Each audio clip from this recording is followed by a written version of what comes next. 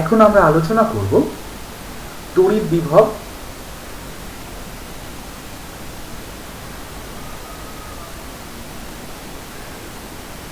এবং ও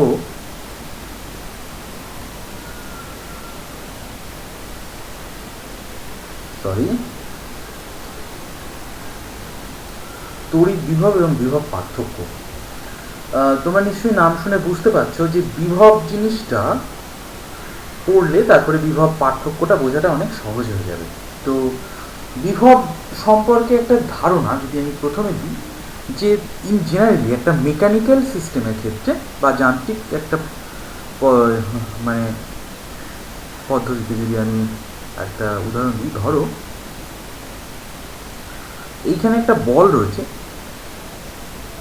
তো এই বলটা ভর হচ্ছে m, এই বলটা মাটিতে রয়েছে, এই একটা একতলা 3 তলা একটা বিল্ডিং রয়েছে, তো এর ভর m।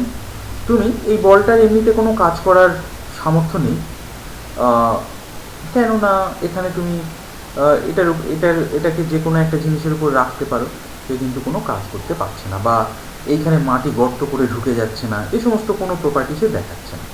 তুমি একটা কাজ করলে, তুমি বলটাকে নিয়ে সিঁড়ি দিয়ে সোজা ছাদে এখানে রাখবে, এই এম ভরের বস্তুটাকে এখানে তুললে তুমি কতটা কাজ করলে? তোমরা ক্লাস 9-এ এই জিনিসটা পড়েছিলে, ক্লাস 9-এ কার্যক্ষমতা শক্তিতে এই জিনিসটা পড়েছিল, এটা সম্পর্কে তোমাদের একটা ধারণা লাভ হয়েছিল। তো এখানে দেখো, যদি বিল্ডিংয়ের উচ্চতা আমি এইচ ধরি এবং এই জায়গায় যদি অভিকর্ষজ ত্বরণ জি হয়, তাহলে আমরা জানি যে যে কাজটা তুমি করে ওকে ওপরে তুলেছিলে ডাব্লিউ ইকুয়াল টু mgh। এই যে কাজটা করে ওকে তুললে ওপরে, তার মানে কি?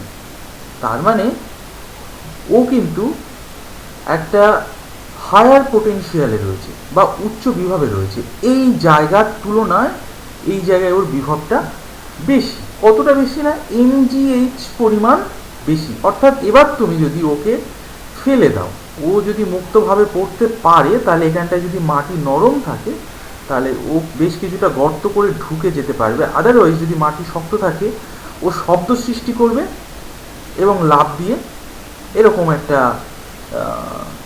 করতে থাকবে, ও লাফাতে থাকবে, বলটা বেশ কিছুক্ষণ লাফাবে। যদি এই মাটি এবং বলের মধ্যে সম্পূর্ণ স্থিতিস্থাপক সংঘর্ষ হতো, তাহলে পরে বলটা সম্পূর্ণ আবার উপরে যে উঠতো, আবার নিচে নামতো, এবং এক্ষেত্রে সম্পূর্ণ স্থিতিস্থাপক এবং বাতাসের যে বাধা, ভিসকাস ড্রাগ যে জিনিসটা, সান্দ্রতাজনিত বাধা, সেটা যদি না থাকতো তাহলে।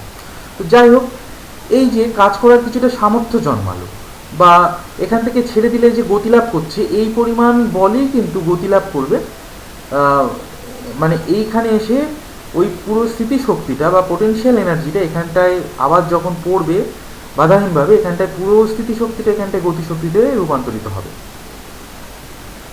মাটিতে পড়ে গেলে এখানটায় এইচ ইকুয়াল টু 0 হয়ে যাবে। তো এইচ ইকুয়াল টু 0 হয়ে গেলে ওর তো কোনো আর পোটেনশিয়াল এনার্জি থাকবে না, তখন এখানটায় পুরোটা কাইনেটিক এনার্জি হবে। যাই হোক, এরকম একটা ব্যাপার। যদি এখন আমরা একটা জিনিস কল্পনা করি, ধরো প্রথমে কল্পনা করতে হবে যে তড়িৎ ক্ষেত্র কাকে বলে। তড়িৎ ক্ষেত্র, আচ্ছা, এই যে আগের উদাহরণটা আমি আলোচনা করলাম, এখানে কিন্তু আমি কোনো রকম ক্ষেত্রের কথা আসেনি, এখানটা কিন্তু গ্র্যাভিটেশনাল ফিল্ডের মধ্যে যেহেতু আমরা রয়েছি সবাই,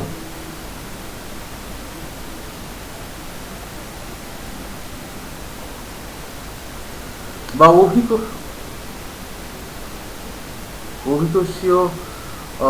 অভিকর্ষীয় ক্ষেত্র, এই অভিকর্ষীয় ক্ষেত্রের মধ্যে আমরা যেহেতু রয়েছি সবাই, সেজন্য আলাদা করে সেই জিনিসটা বলিনি। আমরা সবই অভিকর্ষীয় ক্ষেত্রের মধ্যে থাকতে থাকতে আলাদা যে ক্ষেত্র এখানে রয়েছে, একটা ফিল্ড রয়েছে, সেটার ব্যাপারে আমরা চিন্তা করি না। যে কোনো বস্তু হাত থেকে যখন পড়ে যায়, এই জন্য সবার মাথায় এই চিন্তাটা আসে না যে কেন আপেলটা গাছ থেকে পড়লো, এটা বিজ্ঞানীদের মাথাতেই আসে,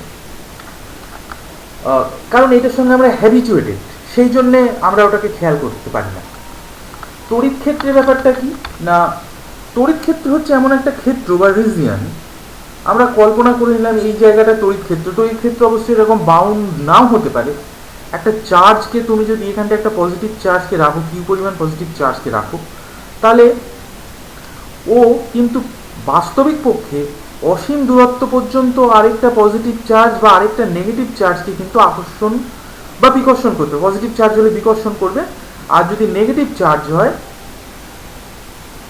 মাইনাস যদি হয়, তাহলে কিন্তু ও আকর্ষণ করবে, নিজের দিকে আকর্ষণ করবে। তো এই জিনিসটা শুধু যে একটা রিজিয়নের মধ্যে কনফাইন থাকবে বা আটকানো থাকবে এমনটা কিন্তু নয়, এটা অসীম পর্যন্ত বিস্তৃত। তাই বাস্তবিক পক্ষে যদিও এই বলটা এতই ক্ষীণ হয়ে যায় অনেক দূরে গিয়ে, আমরা কিন্তু সেটা বুঝতে পারি না। কিন্তু যদি একটা ছোট্ট ক্ষেত্রের মধ্যে আমরা আলোচনা করি, তাহলে বলটার মানটা এমন থাকে যে সেটাকে আমরা এক্সপেরিমেন্টালি সেই জিনিসটা বুঝতে পারি। তো সেরকমভাবে আমরা তড়িৎ ক্ষেত্রের সংজ্ঞাটা এমন দিচ্ছি যে কোনো তড়িৎ আধানের চারপাশে যে অঞ্চল জুড়ে এর প্রভাবটা থাকবে, এর ইনফ্লুয়েন্সটা থাকবে, এর প্রভাব থাকবে যতটা অঞ্চল জুড়ে, আমরা একটা কল্পনা করলাম এতটা অঞ্চল জুড়ে, তো সেই অঞ্চলটাকে আমরা বলছি তড়িৎ ক্ষেত্র বা ইলেকট্রিক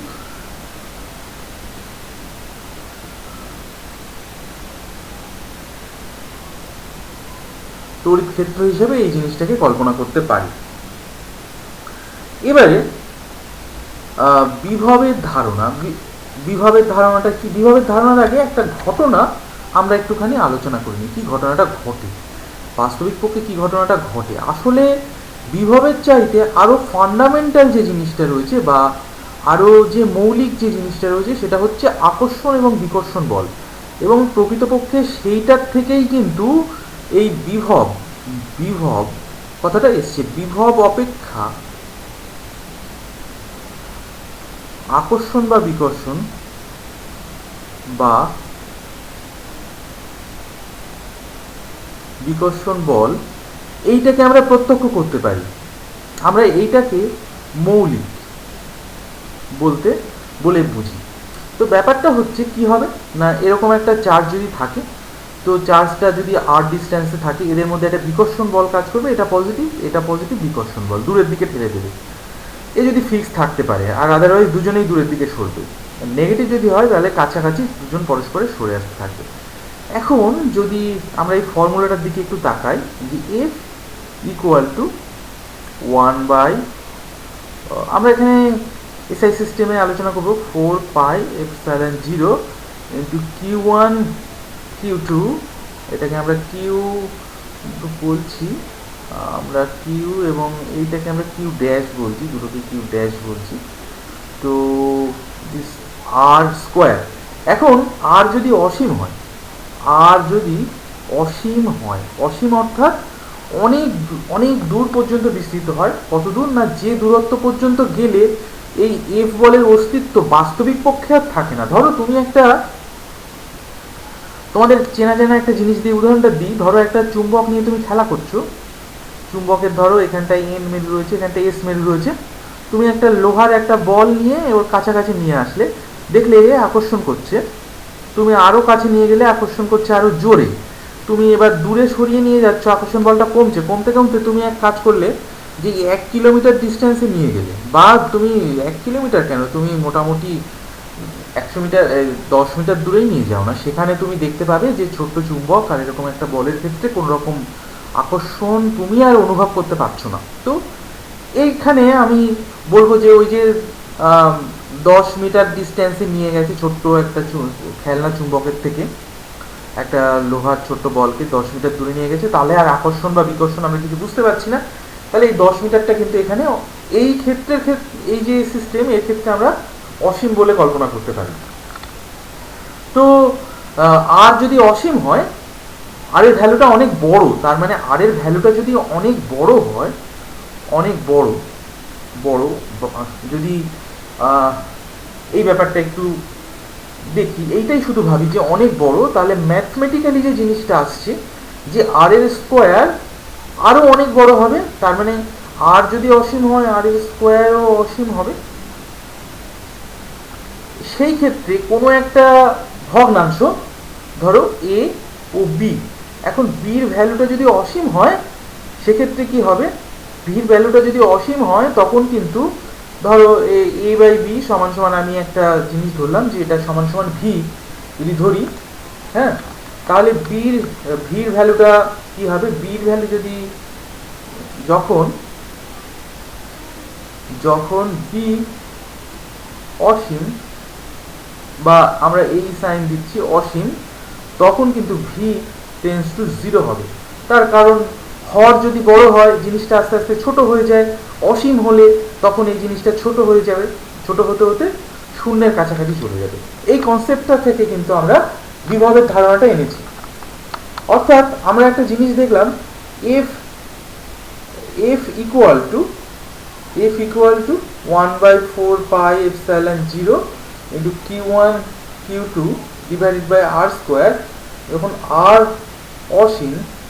অসীমের দিকে যাচ্ছে তখন এফ শূন্য, অর্থাৎ এর ভ্যালুটা কিন্তু শূন্যের দিকে যাচ্ছে। সুতরাং এখান থেকে আমরা একটা জিনিস কিন্তু বলতে পারি যে অসীম দূরত্বে গেলে, মানে দুটো চার্জ, ধরো পজিটিভ একটা চার্জ রয়েছে, অসীম দূরত্বে নিয়ে গেলাম আমি, আরেকটা চার্জ রয়েছে, পজিটিভ একটা চার্জ রয়েছে, অসীম দূরত্বে রয়ে গেলে কিন্তু এদের আকর্ষণ বা বিকর্ষণ যেটাই হোক না কেন সেটা হচ্ছে শূন্য হবে। তাহলে এখানে বলছে সংজ্ঞায়, তড়িৎ বিভবের যে সংজ্ঞা বলছে যে অসীম দূরত্ব থেকে একক ধনাত্মক আধানকে তড়িৎ ক্ষেত্রের কোনো বিন্দুতে আনতে তড়িৎ বলের বিরুদ্ধে যে পরিমাণ কাজ করতে হয় তাকে ওই বিন্দুর বিভব বা ইলেকট্রিক পোটেনশিয়াল বলা হয়। অর্থাৎ অসীম থেকে নিয়ে আসছে, অর্থাৎ যেখানে তার উপরে কোনো ফোর্স ছিল না সেরকম একটা জায়গা থেকে আস্তে আস্তে তুমি তড়িৎ ক্ষেত্রের কোনো একটা জায়গাতে তুমি একটা নিয়ে আসলে, তড়িৎ ক্ষেত্রে এই জায়গাটা কল্পনা করলাম, ধরে নিলাম যে এই জায়গার মধ্যে কোনো একটা চার্জকে আনলে যে আকর্ষণ বা বিকর্ষণ বল সেটা এক্সপেরিমেন্টালি আমরা ডিফাইন করতে পারবো বা বুঝতে পারবো, বা আমাদের যে ইনস্ট্রুমেন্ট রয়েছে সেগুলো সেন্স করতে পারবে। তো অসীম দূরত্ব থেকে নিয়ে আসলাম, এখানে আনলে যে পরিমাণ আমায় কাজটা করতে হবে সেই পরিমাণ কাজকে আমরা বলবো যে এই বিন্দু, আমি ধরলাম এখান থেকে এই বিন্দুটার ডিস্টেন্স আর, তো আর বিন্দুর বিভব।